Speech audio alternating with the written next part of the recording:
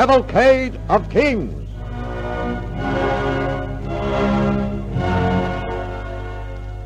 Charles the First, Part 1.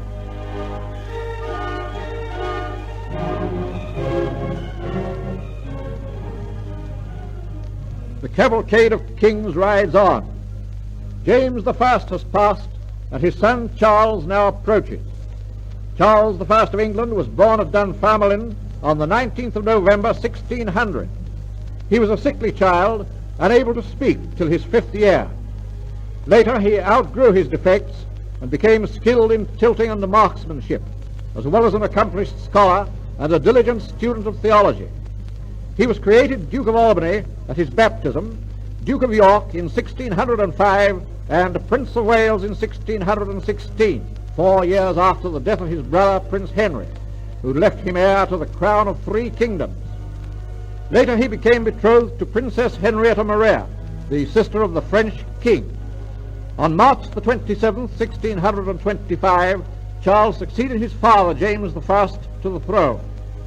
Some weeks later we find the young king awaiting the arrival of the Duke of Buckingham, his late father's favorite, who was the most cordially hated man in England.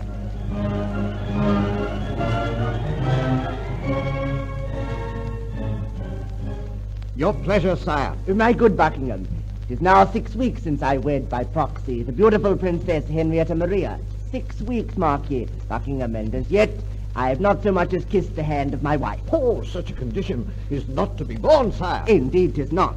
That is why I am sending you to France to attend Her Majesty and escort her safely to England. Oh, that will I gladly do, sire.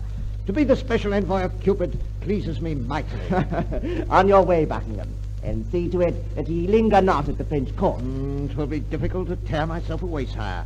For the most beautiful flowers in Europe, they tell me, blossom at the French court. Wantons, every one of them, whose white arms and red lips are but traps to ensnare romantic fools such as you, my friend. But how sweet a fate, sire, to fall into the trap of a woman's arm. Fall into her arms as often as it pleases ye, but never fall into her hands. Why don't you take a wife and then put an end to all your philandering?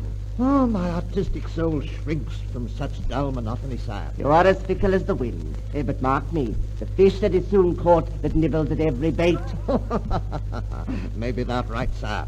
But what matters the hook if the bait be sweet? I can see thee, Buckingham, dangling on the end of a line, a fish in velvet breeches and plumed hat. If such a sorry fate should o'ertake me, sire, I trust that you will unhook me and throw me back into my particular pool. Not I. I'll assist the fair angler to cook you in the matrimonial pot. And now, get ye gone, my friend. And remember, you are on the King's service, which brooks no delay. Return to England with Her Majesty by June the 13th. I shall await you at Dover.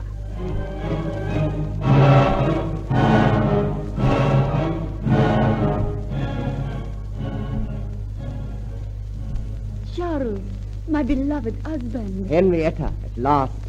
Oh, what a joy it is to see your sweet face again. I fear me is somewhat ravaged by the severity of the crossing. The seas were mountainous, the wind a raging gale. I thought every moment would be my last, and in truth, my courage would have failed me had it not been for the presence of my Lord Duke of Buckingham. Her Majesty is as gracious as she is beautiful. If her humble servant might be permitted to say so. Oh, my Lord Duke can say the most charming things and the most outrageous with equal grace. Come, my sweet. Our coach stands waiting to carry us to London, where you are to be crowned Queen Consort of England.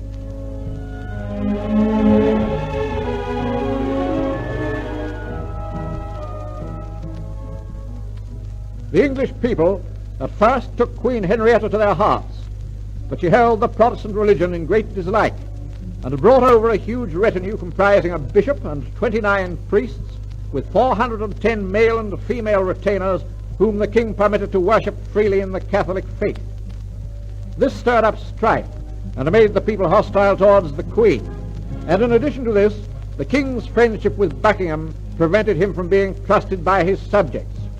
At the moment, Sir Thomas Wentworth, who'd sat in Parliament for a long time and now had gone over to the side of the people, is remonstrating with the young king.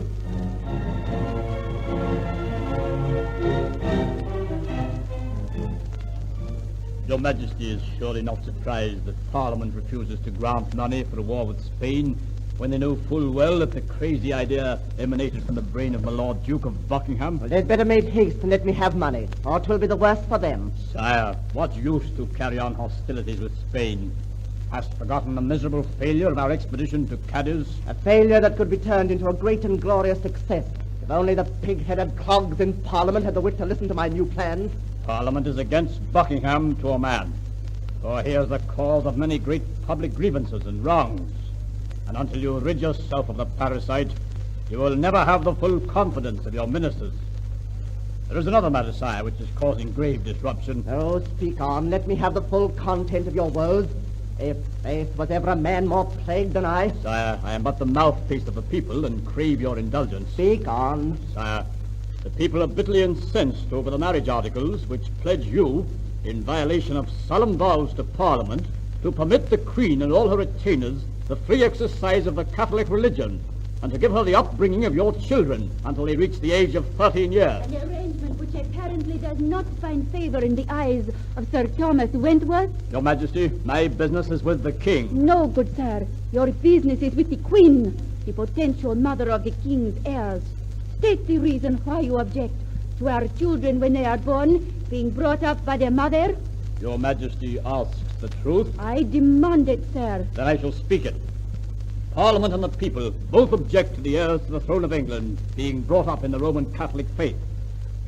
They also object to the haughty insolence of your Majesty's priests and retainers, who are forever stirring up strife and bitterness amongst the people.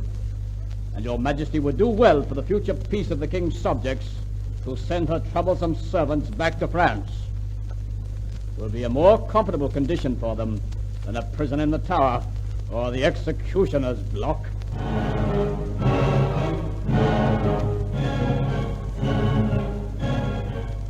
The king dissolved Parliament, and to raise money, levied certain duties called tonnage and poundage. He also called upon seaport towns to furnish and to pay all the cost of a fleet of armed ships. A new Parliament was called, who was strong enough to fight for the rights of the people. They laid before His Majesty one of the great documents of history, known as the Petition of Right. Later, Buckingham, to gratify his wounded vanity, involved England in a war with France, as well as Spain. We now find Buckingham bidding farewell to King Charles, prior to setting out for Portsmouth, where the Duke was to take command of the fleet.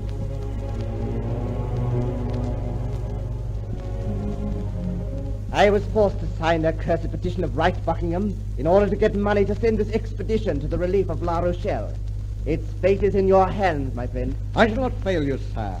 Now I must be on my way. Colonel Pryor awaits me in Portsmouth. Godspeed and good fortune attend you, my friend.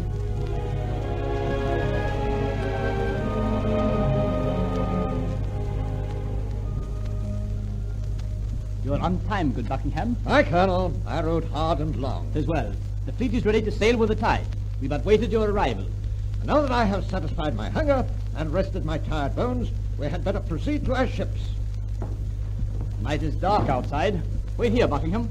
I'll go inside and summon the servants to bring a lantern to light us to the jetty. Hey there! A lantern! My Lord Duke of Buckingham will have no need of a lantern where he is going. Who are you, fellow, and what seek you? Your cursed life. Take this! Ah! Oh, help! Help! In God's name, I'm stabbed! Help! What has happened? Buckingham! Quick, don't turn the lantern this way! Mother of God, he's been stabbed through the heart! The knife is still in the wound! Quickly, search the house and the grounds! The assassin cannot have got far away! I am the man. Seize him! He shall be taken before the king to answer for his dastardly crime!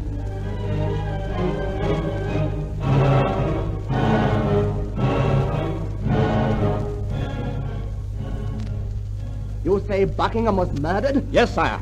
His assassin struck him down outside the door of my house in Portsmouth. Where is the ruffian? He is in chains, sire, in the guardhouse. Summon my counselors and have the monster brought before me. At once, sire. Buckingham dead? Oh, my dear, dear friend, against whom every man's hand was turned for no other reason than you were the king's man, his loyal and trusted friend and servant. His Majesty's counselors await the king's pleasure. My lord, I have summoned ye to examine John Felton, who stands self-accused of the brutal murder of my Lord Duke of Buckingham. Bring the prisoner before me. Here is the man, sire. What is your name, fellow? John Felton, your majesty. I'm a Protestant and a retired officer of the army. What did you hate in Buckingham that made you take his life? I had no personal hatred of the man, sire. Oh, foul assassin to kill a man in cold blood. I suggest we put him to the rack, sire, in order to learn the name of his accomplice. I had no accomplice. The rack might bring forth one. Yea, good Marquis. I might even call out thy name in my agony. Why did you murder him? Why did you take from me my best friend? Because Buckingham was a curse to the country. I watched him enter the house of Colonel Fryer. Sometime later he came out of the front door and stood waiting alone in the darkness. That was my opportunity. I sprang at him and plunged my knife up to its hilt into the black lying heart of the most profligate, contemptible and base creature the court of England has ever produced. It was a blow struck in defense of the security of the people. I am glad I had the strength to do it. Take me, break me, do what you will with me. I am content to die, knowing I have rid the land of its foulest enemy.